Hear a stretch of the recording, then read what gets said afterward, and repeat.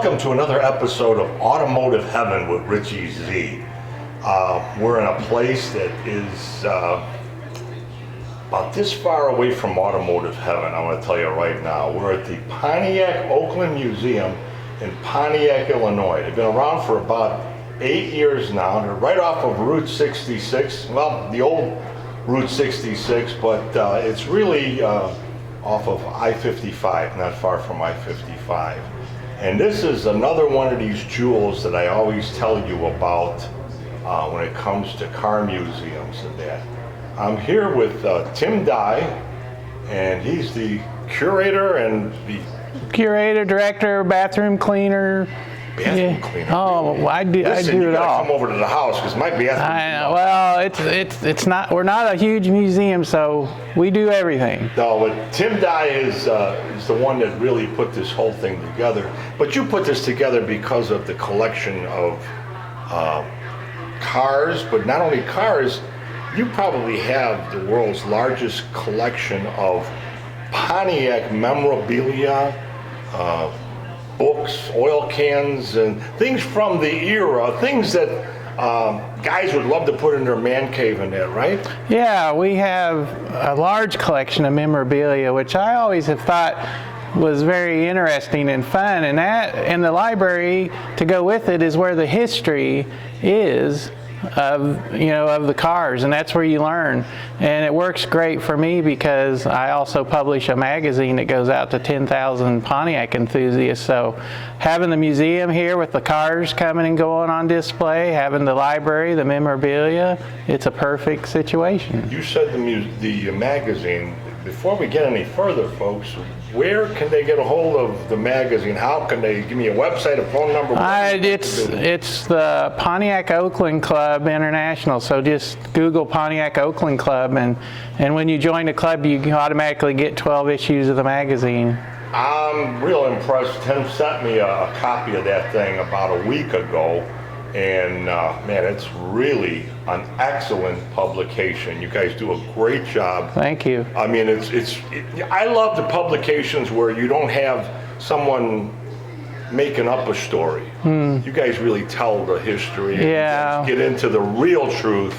And you know what? I'd like to get into something because it's close to my childhood in that. Pontiac GTO. Here's where we're at, Tim, with the Pontiac GTO. Now, this was, as far as I know, this was John DeLorean's baby. Yeah, he was one of the main people behind the GTO. Okay, now when I grew up, and I've done the history of muscle cars, and I had Mr. Norm on my show with Grant Spalding Dodge, but I really believe the shot of adrenaline that really pumped muscle cars into what they became was the Pontiac GTO when it first came out. And DeLorean, as far as I know, I've done a lot of history. I got to do his life story, but there's so much involved with him. Yeah. It's not easy to put these things together and make them sound right, but he was the guy that actually took a 389 and put it in a 62 Pontiac Tempest, correct? I want to say it was a 63. You're really close. 63? Yeah, and it was actually at the proving grounds at the Pontiac garage. And Russ G was there. He was at the garage as well. And they had put the 389 in the Tempest. But John DeLorean was the one that said it was, let's go with this, and he was kind of a rebel, and not kind. And he did a lot of great things at Pontiac, but they had to sneak it in as an option to get it past all the rules that GM had at the time. You're taking my story with me, but I love it, because exactly what you're saying. When everybody showed up to a corporate meeting at General Motors. They had black suits, black ties, a white shirt, the Oxford shoes. John DeLorean would show up with a white shirt, no tie, a sport jacket, the old double-breasted blue with the gold buttons, and I heard he wore no socks and a pair of penny loafers and kind of like khaki pants, correct? Yeah, his lifestyle was kind of not as normal as the other executives at the time. I got a question for you, since you're probably one of the top Pontiac historians. Now, I heard a rumor that at the time, Pontiac was doing like okay, but not really great in GM. And rumor has it that the GM executives kind of wanted to maybe discontinue. There was a talk about that possibly happening. So they put a guy like John DeLorean there because he was a rebel and this and that, figuring that if they did take Pontiac out, if it did actually end up going out of the GM line, they could blame DeLorean and GM wouldn't take the hit. You ever hear anything like I that? have not. A matter of fact, I kind of think now the story about John, I'm not sure, but Pontiac was number 3 in sales all during the 60s. And the reason the GTO came about is because GM dropped out of racing. And so Pontiac was like, well, we'll just take it to the street then. Wasn't like in the late 50s with the 389, didn't they start winning races and the muscle car guys started going, hey, wait a minute, you gotta think this Pontiac's a pretty cool car. Right, and it's winning races. Yeah, it was, win on Sunday, sell on Monday. That was their thinking. So when that all got pulled out, yeah, Pontiac was actually ruling the track and with their 421 Super Duty with the aluminum front end and the Swiss cheese frame in their Catalinas. So they were doing great. So when that all got yanked from them, then they had to come up with a new plan, and they were performance oriented, so the GTO was the result of that. And their sales even increased more. And by 66, there was some talk of the government of GM having a monopoly because Pontiac was approaching number 2 in sales, and Chevy was number 1.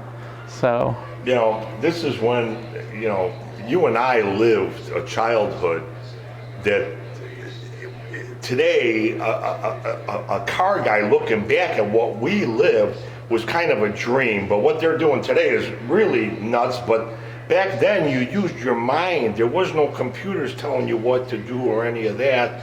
And guys took these cars. Basically, it was a Tempest, and John DeLorean took the name Tempest off and put GTO on. Yeah. What does GTO stand for? Gran Turismo Omologato. And they have been paying royalties ever since. Well, they kind of stole that from Ferrari, but right. the Ferrari GTO, they were made in very few numbers, and of course they are so expensive even back then, and the GTO was an affordable car. It was meant for the younger market. So Jim Wangers, whose picture is behind me, was the marketing guy, and he was perfect at hitting the spot on focusing on the young market at the time, and the GTO was the perfect car. That all being said, join us today for this historic Pontiac Museum in Pontiac, Illinois, the Pontiac-Oakland Museum. Like I said, growing up back in the 60s, there was a famous television show on the air. In fact, she was in it. It was called Laughing. Even the President of the United States went on there and said, "Sock it to me," if you remember right. Well, back then they had a character named Flip Wilson. He used to run across the stage dressed as a judge, and he used to say, "Here comes the judge." And that's where John DeLorean got the idea to name the GTO. I think it was back in 1970, am I correct? 69. 69. He named the car the Judge, and the rest is history, right? Yeah, but it actually goes back further than that because Rowan and Martin's Laugh-In got it from a guy named Pigmeat Markham. And he was a vaudeville entertainer, and he's the one that originated that skit, "Here Come the Judge." So they would do things like someone would come before the judge and he'd say, "I introduced you to my wife," and he'd say, "Life." And so anyway, it was just a lot of fun, and it got to be such a catchphrase, in like late 1968 and going into 69, that when Pontiac was coming up with this special GTO, and they didn't know what to name it, and John DeLorean said, "Well, they keep saying, 'Here come the judge,' we'll give it to them." So they said, "We're going to call it the Judge." So it was kind of Pontiac's contribution to pop culture at the time with the bright colors and stripes and spoilers and such. Like I was saying earlier, They brought fun to our lives back growing up. And if you were a car guy growing up in our era, man, you had a ball. Not only that, but I've told the story many a times. Everybody knows I do the Chicago History and Automotive Heaven. I actually do tours of Chicago now with 4 people and up to 50. But I tell the story about living in the era when they had go-go boots, girls dressed in hot pants, mini skirts, and they always wanted to go out with a guy with a cool car. There you go. And the judge was about the coolest. One of the coolest. There was so many cool cars. There was. One of the coolest. But I'm here with Chief Pontiac. This is a promotional item from the early 50s that Pontiac dealers could buy for their showroom. And these are quite rare. And collectors, seek these out. But anything named Pontiac, the cities, the cars, the highways, the building in downtown Chicago, is all named after Chief Pontiac. And he was chief of the Ottawa. He was born at the fork of the Maumee and Auglaize River in what is now Defiance, Ohio in 1720. And he was killed in 1769 in Cahokia, Illinois, and taken across the river and buried in what was the edge of St. Louis at the time, but is now under a parking garage. And so right downtown there's a plaque on the parking garage saying Chief Pontiac was buried here. Now how did the car Pontiac become, Well, it started out as the Pontiac Buggy Company in 1893 by Edward Murphy in Pontiac, Michigan.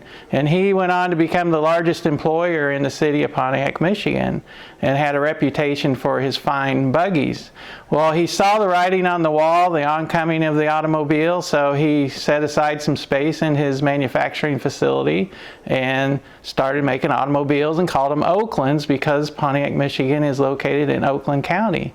Well, that was in 1907. In 1908, GM was formed, and in 09, GM bought the Oakland Motor Car Company, and in 1926 put a companion car with the Oakland, bringing back that Pontiac name.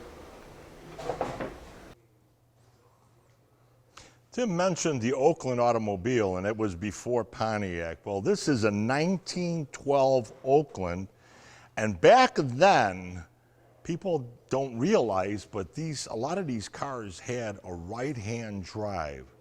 So this is how people have kept these things, and people had vision of this being a historic item and kept it. But even in 1912, this is very, engineering was amazing. They had these lights and that, but they'd done a lot of stuff in brass and copper. And this is a perfect example of a 1912 Oakland here at the Pontiac-Oakland Museum in Pontiac, Illinois. This is one of my, like I say, the GTO was something from my era, but I love these old boats. I mean, they called them boats, lead sleds. We used to call them in the neighborhood. I grew up in the Humboldt Park area of Chicago. We called them ghetto cruisers. I mean, we had so many names for cars, and it was a fun time. But this is a 1967 Pontiac Grand Prix, but it's the only year of Pontiac Grand Prix that came with a factory convertible top. And on top of that, it has a feature that I'm looking at right now that I can't believe is in this vehicle. But it actually has an 8-track. It's an AM/FM radio, but it has an 8-track, a Pontiac built in the console 8-track player. This camping display is our most popular exhibit at the museum because so many people have memories of their childhood and the family vacations in the station wagon and the camping trips. And this is a 1964 Parisian Safari, which is a Canadian-built Pontiac. And the Canadian-built Pontiacs all had Chevrolet drivetrains. So this car could have had anything from a 6-cylinder to a 409 with 2 4s. But station wagons are becoming more desirable. They're kind of were used up back in the day, and so they're quite collectible now.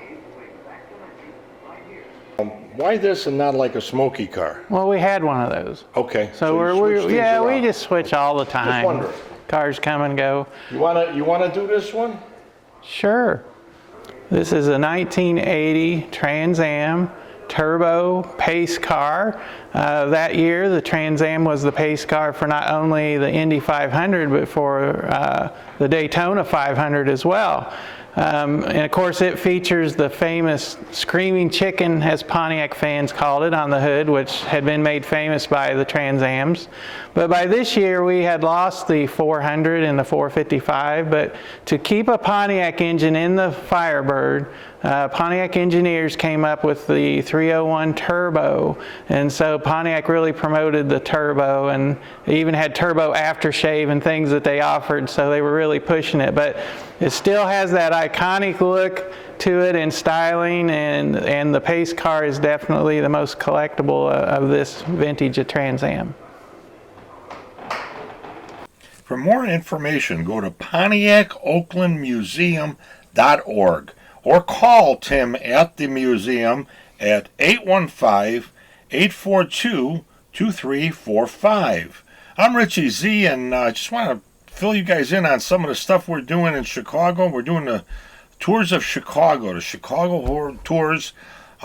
We do anywhere from 2 people to 50 people. Downtown Chicago, the lakefront, the Mag Mile, and so much more. To contact me, call 312-841-2560. We're actually even doing house parties in that, so book Richie Z, 312-841-2560. You know, I do the show Chicago History and Automotive Heaven. We are in Automotive Heaven today with the Pontiac-Oakland Museum in Pontiac, Illinois.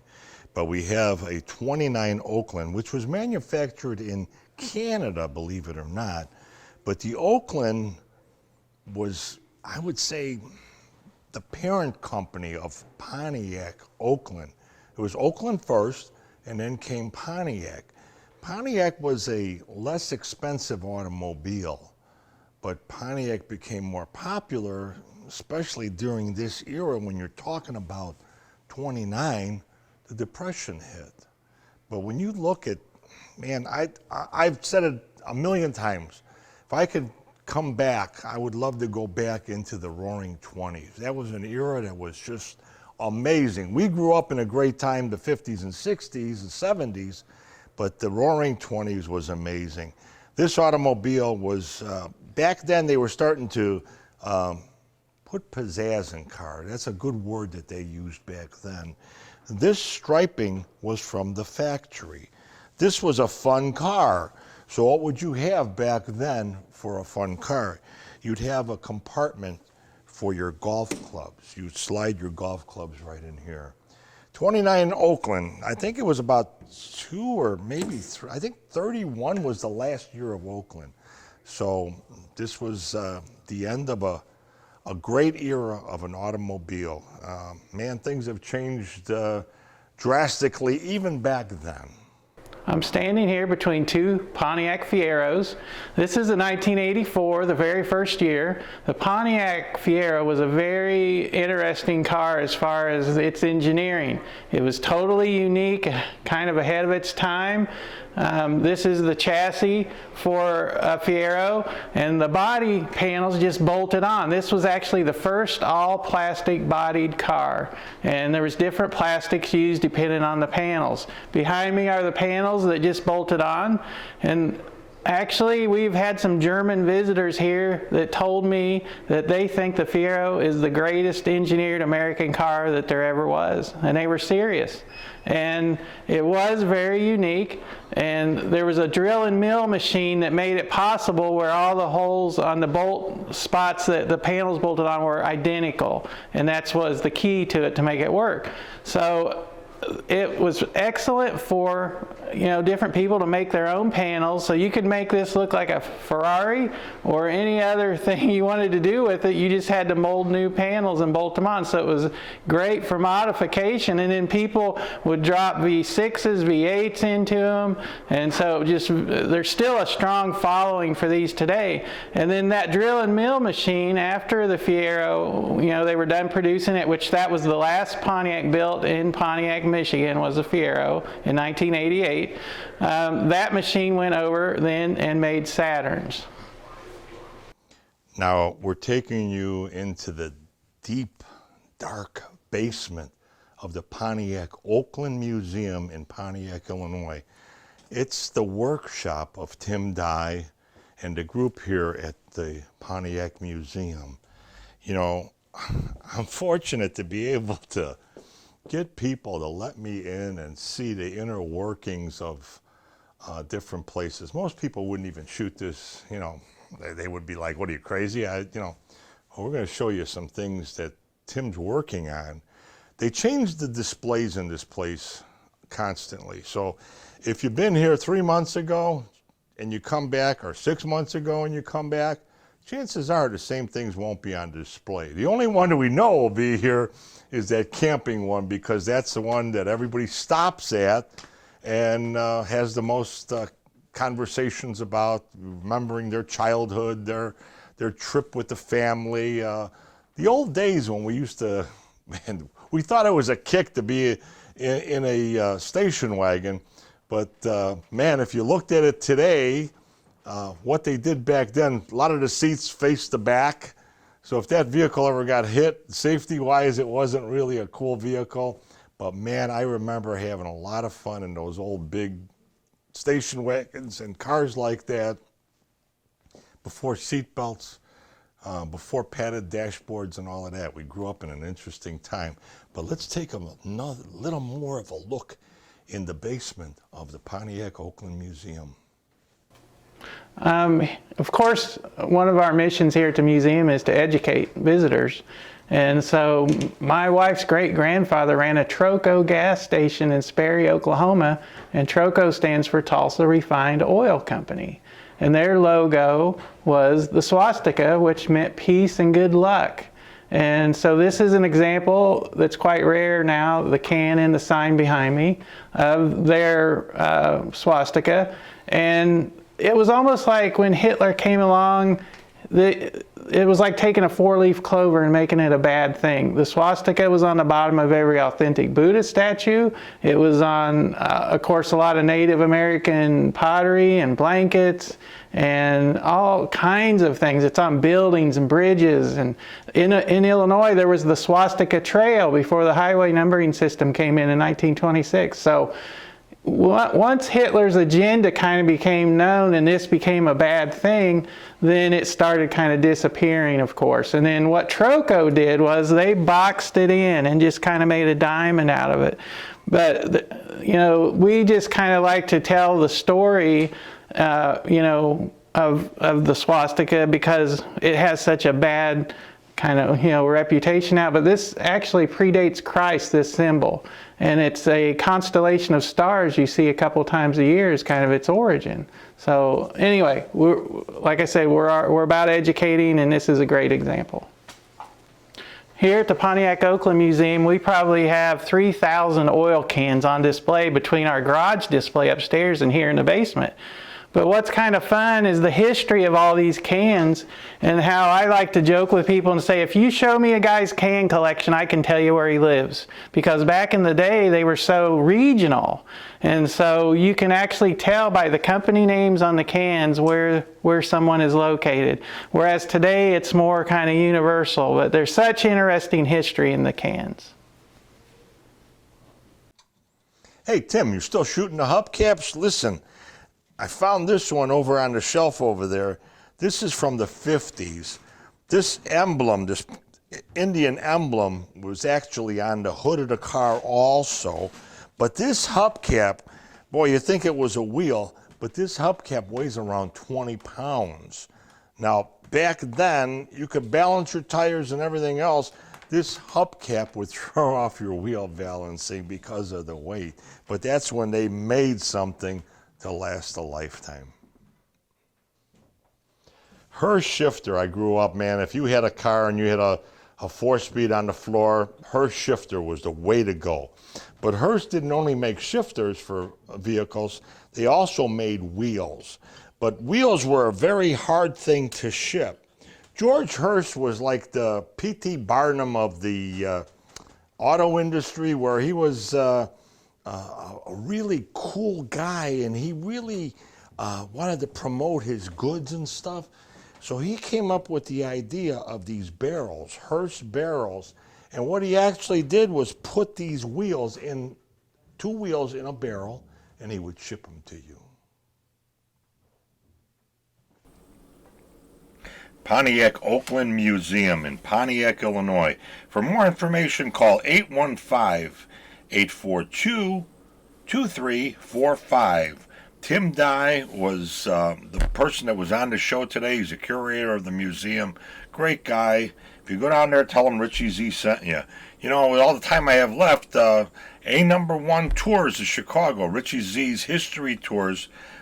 We take out anywhere from 2 people to 50 people on Tours of Chicago. You can call me at 312-841-2560. Take someone special on a tour of Chicago they'll never forget. The beautiful lakefront, downtown district, some of the Chicago churches, and so much more. I'm Richie Z. Thank you for watching. That number again is 312-841-2560.